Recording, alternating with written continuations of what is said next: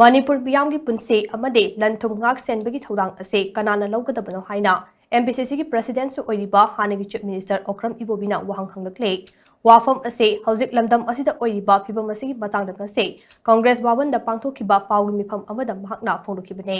MPCC ki thomi sing amade Congress ki MLA khara yauna pangthokhiba pawgi mifam aduda MPCC ki president Okram Ibobi na hai State asigi law and order ngak senbagi thodang ase state lengakna lawribra natraga center na lawribra haibase achobo wahang amane haujik lamdam asida oiriba phibam ase yenglubada Manipur ase India gi saruk ama natrabra haibase hangningai oiba ama oirakle state asida oiriba phibam ase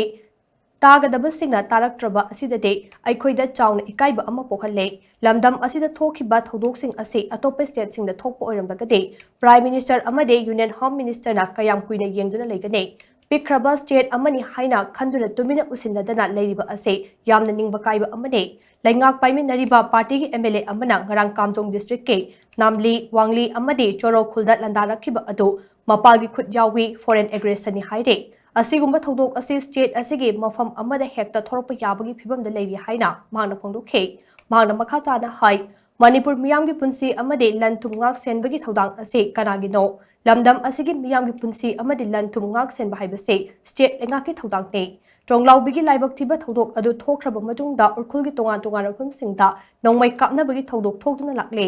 masida laingakna chanaba action amata lakhotpa ngamdana leiriba ase peningai oide ngarang thokhiba thodok adugi matangda security force na akanba operation tathabagi pauta de masi yamna laibak thiba amani haina mangna makha takhe border asomdana yamna sophisticated oiba asomdagi sangai baklai virus in loina khangabane border de lei haisi adu apni state government signa unarmed police kra agar deploy torga thamina tapadi Kamjong district da leiba praja singchi mi oina lodaba asa hai do mukan haijarabda nakal labalokna Myanmar ki border dudala yamna sophisticated oiba kulai pairga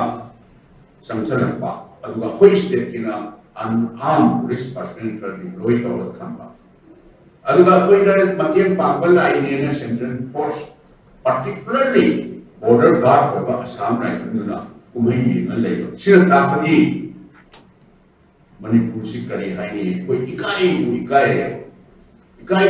re yagi nagarik ama ni huye da koi ikai